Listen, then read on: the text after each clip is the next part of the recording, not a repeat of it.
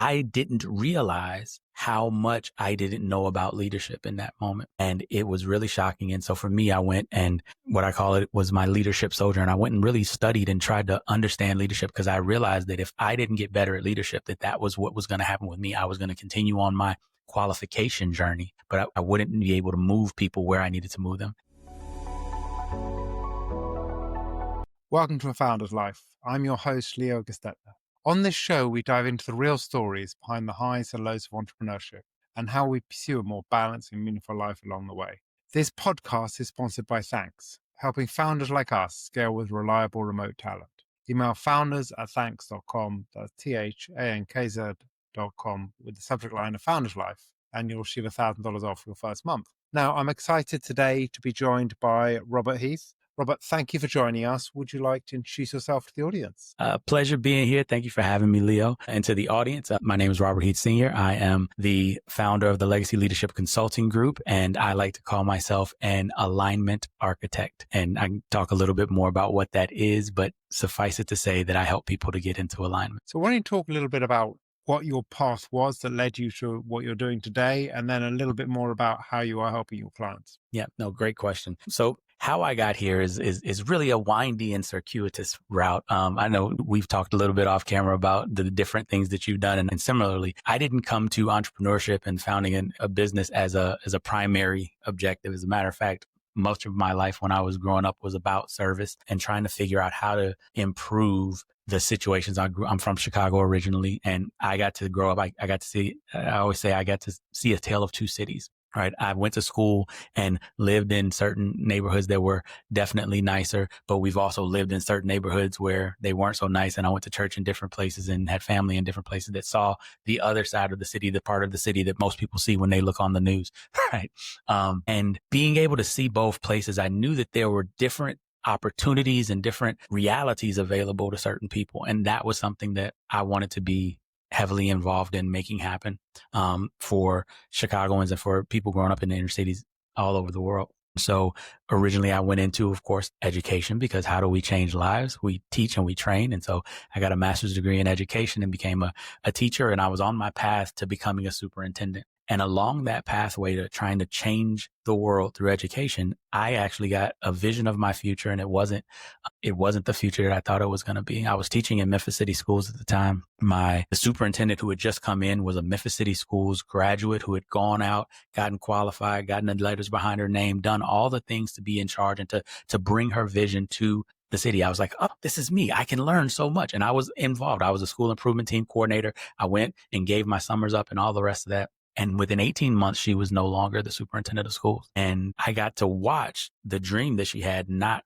take fruition. And it wasn't because she had slept with the wrong person or she had pilfered funds or any of the normal things that you would hear. It was just because she didn't have the skills and the ability to lead the district in the direction that she was trying to take them. She couldn't galvanize the people to rally around her vision so that they changed their behavior. And what shocked me about it was I thought that she was a good leader. I didn't realize how much I didn't know about leadership in that moment. And it was really shocking. And so for me, I went and what I call it was my leadership sojourn. I went and really studied and tried to understand leadership because I realized that if I didn't get better at leadership, that was what was going to happen with me. I was going to continue on my qualification journey, but I wouldn't be able to move people where I needed to move them. So I went to law school to learn and understand how rules are made, how society works. And then I went to what I like to call the greatest leadership training academy in the history of the world, United States Marine Corps. And I became a Marine Corps officer. And during my Marine Corps period of time, I got to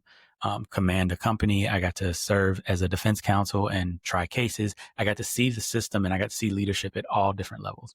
And that's what brought me to founding the Legacy Leadership Consulting Group, because one of the things that I learned along that leadership journey, my paradigm about leaders changed. I used to think that bad leaders were bad leaders because of some personal flaw, because they didn't work hard enough, because they didn't care about people enough, because they were too selfish or too, egocentric or power hungry. And what I learned that along this journey is that there's so many leaders out there that work very hard, that care a ton about people, and then that are mission first always, but they're still not succeeding at leadership. And a lot of leaders are suffering in silence because you can't just raise your hand and say, hey, I don't understand how to do this. I don't get it.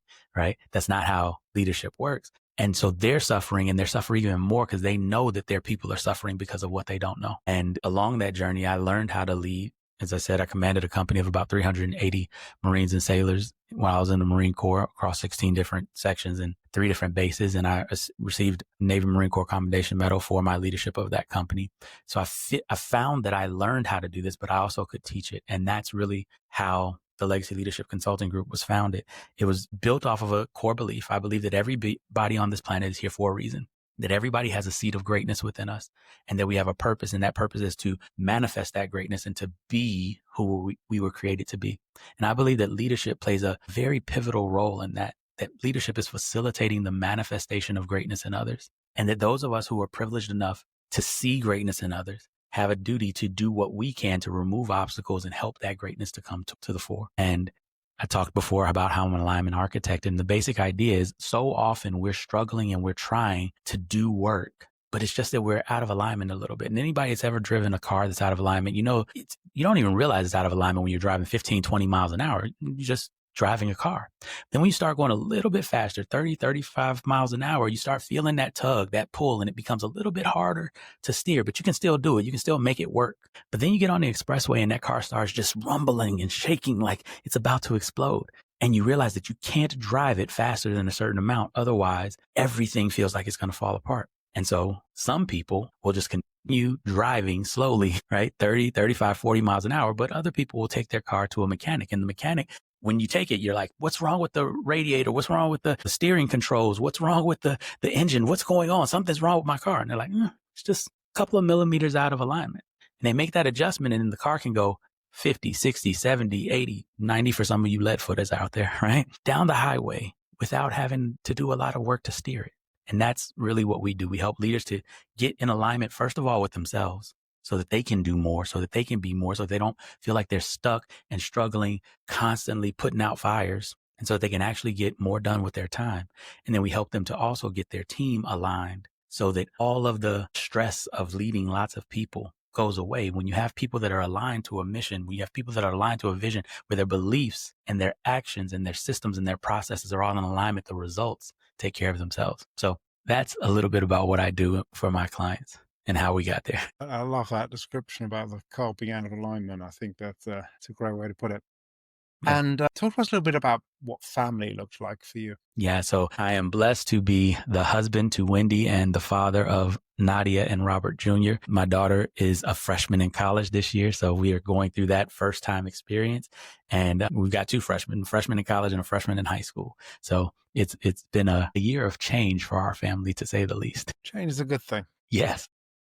How we move forward. And how about health? So whether you look at mental health, physical health, nutrition, how does health look? Yeah, health is one of those things that I am learning more and more about how important it is. Of course, the older I get, I think there's so many facets of it, and it starts with mental health. And this is a lot of what we do when I'm helping people to get in alignment, to be able to mentally have your beliefs and your feelings and your emotions in alignment with your identity, and make sure that your identity is one that is powerfully driving you, rather than one that is making you feel guilt or shame or any of the negative emotions that pull you down. But then physically, that's something that I'm just getting into an understanding of, right? I was a Marine Corps officer. I was in shape most of my life. And even while I was in the Marine Corps, being in shape was something that was just a normal state of being. And one of the things that I've learned now that I'm in my 40s is that it's not as natural as I used to think that it was, that I actually have to make time for it and I have to plan for it. And so that's something that I'm on a journey of right now. And it's one of the things that, with the work that you do, it really stood out to me.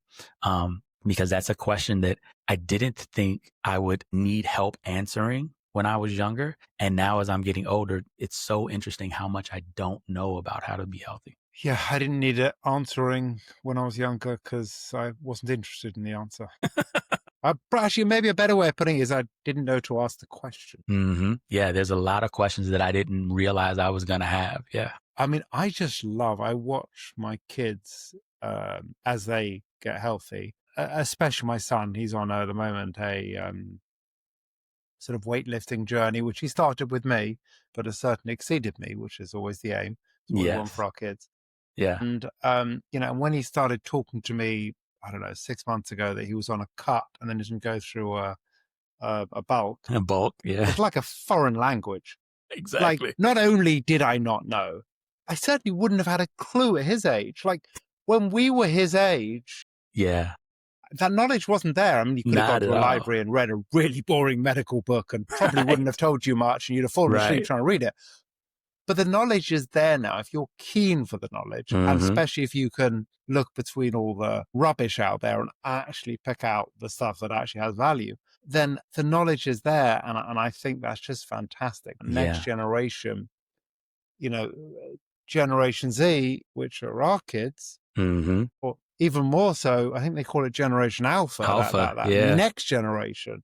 The knowledge is so available. Mm-hmm. And I just love it. Yeah. Yeah. You and me both. I think that, the stuff that they've been able to have access to, right? And of course, too much information is difficult because then there's the whole discerning that's necessary. But I think by and large, the fact that, being involved in our children's lives and then them having so much more access, like just the things now I can coach my son so much easier than it was for my father to coach me, even in sports, because instead of just being able to tell my son what I think or what I know, even though I've coached sports and I've played sports, I can send him videos. I can send him other coaches saying the same thing that I want to say, but he can hear it from a different voice. And so I tag him in little YouTube shorts all the time when I find something because he wants to play. He plays football. And so he wants to go to college and eventually hopefully play in the NFL. And so I'm giving him downloadable information now about what people in the NFL are saying, what coaches who coach for the NFL are saying. And so he's got access to so much more information. Whereas I remember when I was trying to become a basketball player, just knowing people who played basketball was difficult, right? We had a couple of people in our family, right? But they were few and far between. So I agree with you. The knowledge that they have is so much more powerful. And I honestly think that, my kids are light years ahead of where I was at their age. Yeah, definitely. And I think, you said sort of if they can get through to all the fluff, all the information that is out Yeah. there. I can't remember the exact Yeah. word to use.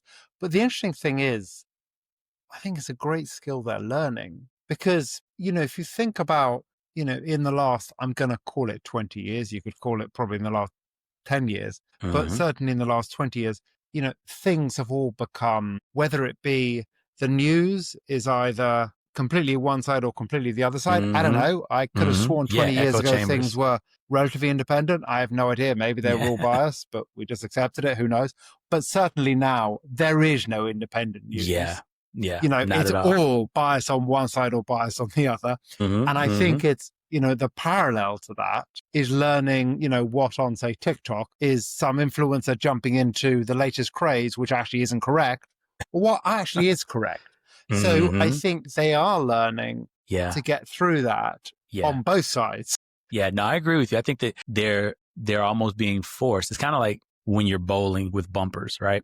When you're bowling with bumpers, you don't have to focus on where you throw the ball or what you do. It's going to get down there. It's going to hit a couple of pins. Now, if you're going to be a really good bowler, even with bumpers, you got to figure these things out. But to be a decent bowler with bumpers, you don't have to get really good at it. But once you take those bumpers away, the people who train and the people who study, it becomes really obvious really quickly. And so I think to your point, our kids are having to figure out how to not throw gutter balls a lot faster. And it's making them better, faster at getting the ball down the lane, to keep with the analogy. So what do you like to do for fun? Good question. So my favorite things, I used to be a basketball player, like I said, but then I realized in my mid-20s that my knees weren't going to survive that if I kept going at the rate that I was going. So I picked up the game of golf. So I love golf. It's a game that intrigued me because people who were 3 times my age were kicking my butt. And that was something that was like, yes, this has good things for my future because I can get better and better and better and compete against people no matter what age I am. So that was cool. And then I love jujitsu. I think that the art of jujitsu is something that is so awesome because I've studied a number of different martial arts, but one of the beautiful things that I love about jujitsu is that it allows you to meet force with a measured response rather than a total and complete response. And it allows you to engage with someone without having to be completely pugilistic and combative, even though they may be completely pugilistic and combative. And so it allows us to maintain humanity, even if we are engaging in conflict. Another excellent one. So how does balance look for you? Good question. So I have a kind of contrarian view about balance, but I think that in all balance is equilibrium. It is what we seek, right? It is what we strive for. I think that one of the ways that people think about balance is that they think of the different parts of themselves trying to all balance. And I'm a big fan of looking at balance from the perspective of harmony, right? It doesn't necessarily mean that everything has equal weight or that everything has equal time. For example, work, life, community service, etc. It doesn't mean that it's equal as much as it means that the integration of the things creates something beautiful, right? If you think about music in a symphony, every instrument isn't playing at the same pace, at the same note, at the same pitch, at the same timbre, or even at the same volume. But when those all come together harmoniously, they create a beautiful sound, and the experience of the person who is engaging with it is actually magnified because of the integration of all of them rather than just hearing the individual parts by themselves. And so I think that we as human beings, our goal is to integrate all of the parts of our lives such that there's a synergistic effect so that when I go to work, because of the fact that I'm aligned at home, I'm better at work. And then what I do at work helps me to be better in the community.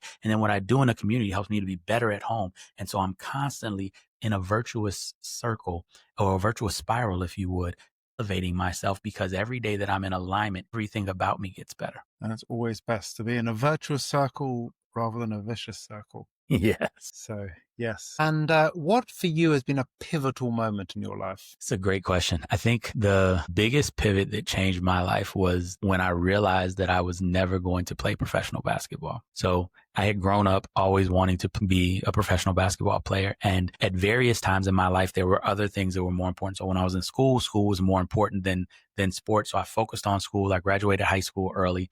I went to college and I would always play rec ball or intramural balls. I stayed in shape, stayed in playing, but then I went to go get a college degree and I wasn't playing ball and going to college. I was just doing one, but I was always putting in the time in intramurals and in, different things. And so over time, I then went to graduate school, got my master's degree, began teaching, but I was always close to basketball, always playing. And a lot of the people that I was friends with went and played professionally overseas or played even in the NBA. But for me, it was always later. It was always, I'll get to that. I'll do that. It's not time right now. It wasn't the number one focus because I had other focuses. And then I got to be about 27 years old.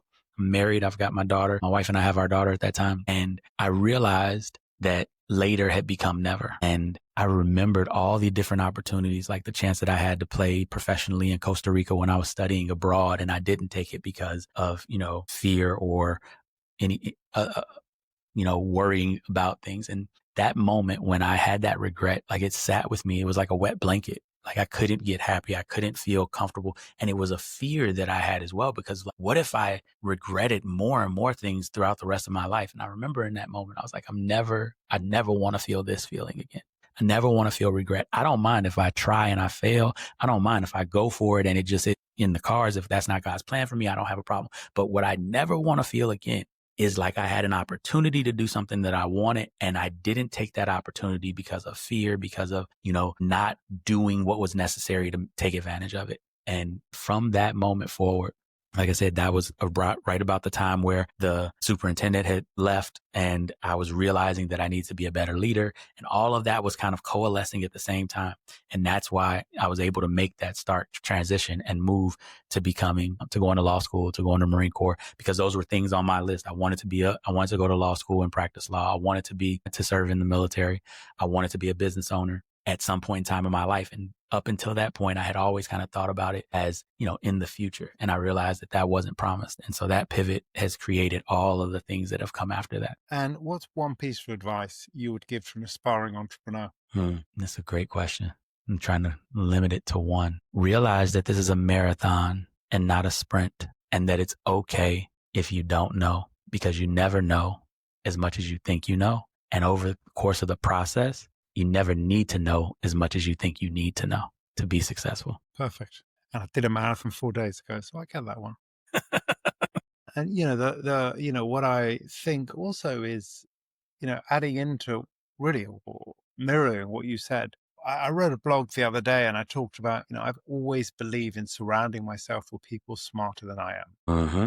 I don't want to or need to be the smartest guy in the room. I prefer to hire the smartest guy in the room. Exactly. Yeah, no, I agree with you 100%.